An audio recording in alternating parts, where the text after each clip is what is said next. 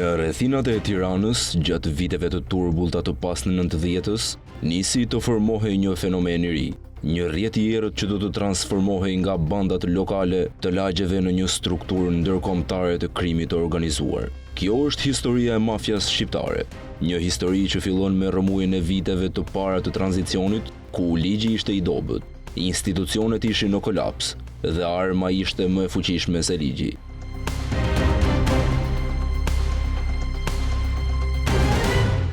Në rrugët e kryeqytetit ndodhte një luftë e heshtur për kontrollin e territoreve, ku banda të ndryshme formoheshin për të marrë në dorë ekonominë informale të qytetit.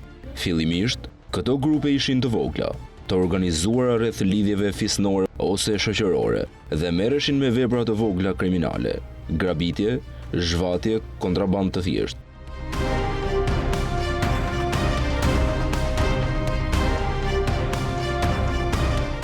Por shumë shpejt, me rënien e rendit shtetëror, sidomos pas vitit 1997, ky krim u përshkallëzua. Armatimi i popullatës, grabitja e depove ushtarake dhe kolapsi i institucioneve bën që Shqipëria të kthehej për një periudhë të shkurtër në një vend pa ligj. Në këtë kaos u kalitën emrat që më vonë do të përmendeshin në të gjithë Evropën. Një brez i tërë të rinj, të parë si muar por ambicioz, e pan botën e krimit si një rrugë shpëtimi. Shumë prej tyre u larguan nga Shqipëria me gomone, të tjerë përmes kufive toksor, dhe nisën të ndërtojnë bazat e rrjeteve kriminale në Itali, Greqi, Gjermani, Belgjik dhe Britani. Fillimisht si ushtar të mafjave vendase, shqiptarët shpejt u dalluan për dhunën e tyre të pakompromis, për besnikërinë ndaj njëri tjetrit dhe për kodin e heshtjes që nuk thyhej lehtë. Ata nuk flisnin me policinë, nuk tradhtonin dhe ishin të gatshëm të vrisnin për të mbrojtur interesin e grupit. Kjo e bëri mafian shqiptare një aleat të çmuar për grupet si Ndragheta, Camorra dhe mafia turke. Por shumë shpejt, shqiptarët nuk ishin më nën urdhrat e të tjerëve. Ata filluan të krijojnë rrjetet e tyre, të sillnin heroin nga Turqia përmes Ballkanit, të shpërndanin kokainë në rrugët e Amsterdamit dhe të kontrollonin klubet e natës në Londër dhe Berlin. Një nga pikat kyçe në rritjen e mafias shqiptare ishte trafiku i qenieve njerëzore. Vajza të reja nga Shqipëria, Kosova dhe Maqedonia rekrutoheshin, gënjeheshin ose rrëmbeheshin dhe më pas dërgoheshin në Itali ose Francë, ku detyroheshin të punonin si prostituta.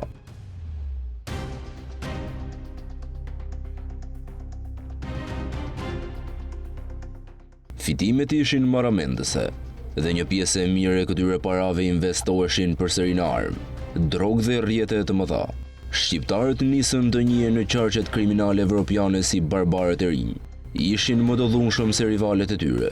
Nuk kishin frikë nga vdekja dhe nuk përfillnin në rregullat e vjetrave të mafjave tradicionale. Në disa raste, u përballën në metodhe i nxorën jashtë loje.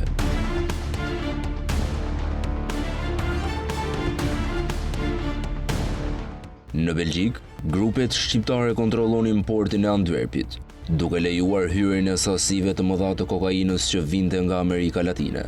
Në Holand, ata krijuan marrëveshje me kartelet kolumbiane për shpërndarje ekskluzive. Në Britaninë e Madhe, klanet shqiptare hyn fuqishëm në tregun e drogës në Londër, Manchester dhe Liverpool. Edhe pse shpesh mbanin një profil të ulët, ata ishin të padiskutueshëm në territoret e tyre.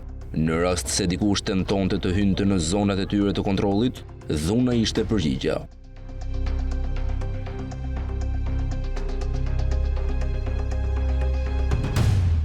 Udhëheqësit e këtyre grupeve shpesh ishin të arsimuar në rrugë, me inteligjencë të ftohtë dhe një aftësi për të ndërtuar struktura të organizuara si një kompani moderne.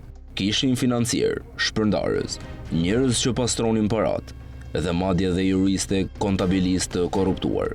Paratë e krimit investoheshin në prona luksoze në Tiranë, Durrës, Vlorë dhe jashtë Shqipërisë.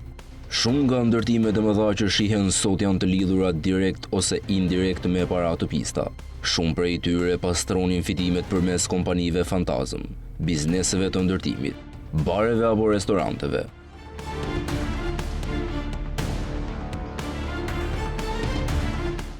Një tjetër element që ndihmoi rritjen e mafias shqiptare ishte diaspora. Shqiptarët janë të shpërndarë në të gjithë Evropën dhe kjo krijoi një rrjet të gjerë ku informatat, ndihma dhe lëvizja e parave bëheshin shpejt dhe me besim. Shqiptarët në Itali bashkëpunonin me ata në Gjermani për të lëvizur drogë, ndërsa shqiptarët në Britani blinin nga shqiptarët në Holand. Një lidhje transnacionale që ishte ndërtuar mbi gjuhën, zakonet dhe ndershmërinë ndaj fisit dhe grupit. Ajo që bën mafian shqiptare edhe më të rrezikshme është mungesa e një strukture të centralizuar. Ata nuk kanë një padrino si në Cosa Nostra, kanë dhjetra, në mos qindra grupe të pavarura që bashkëpunojnë sipas interesit.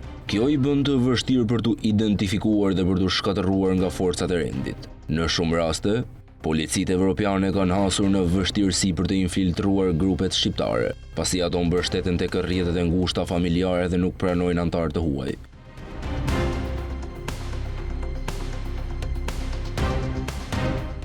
Sipas raporteve të Europol dhe DEA, mafia shqiptare është një nga 5 rrjetet më të fuqishme të krimit të organizuar në Evropë.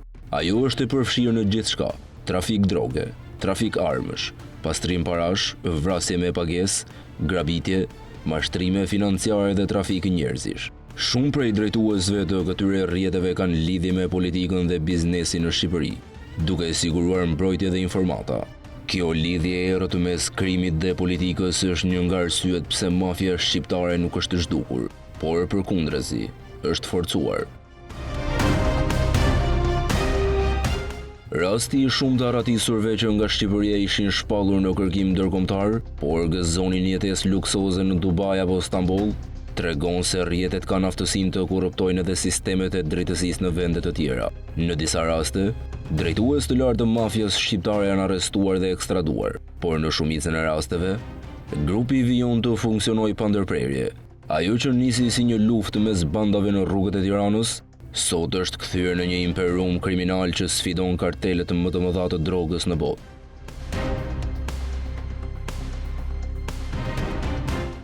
Mafia shqiptare është bërë sinonimi i frikës dhe respektit në botën e krimit, dhe historia e saj është ende larg përfundimit. Me teknologjinë moderne, paratë që pastrohen përmes kriptomonedhave, ndikimin në biznes dhe media, ajo po shndërrohet nga një forcë brutale rrugësh në një sistem të sofistikuar të krimit global. Kjo është historia që nuk përfundon me një arrestim. Është historia e një krimi që ka rrënjë të thella në rrëmuj në një tranzicioni të dështuar, që nuk gjeti drejtësi, por anarki, dhe ku krimi jo vetëm që mbjetoi, por lulëzoi, në heshtje, në hijet e shtetit, dhe përballë syve tanë.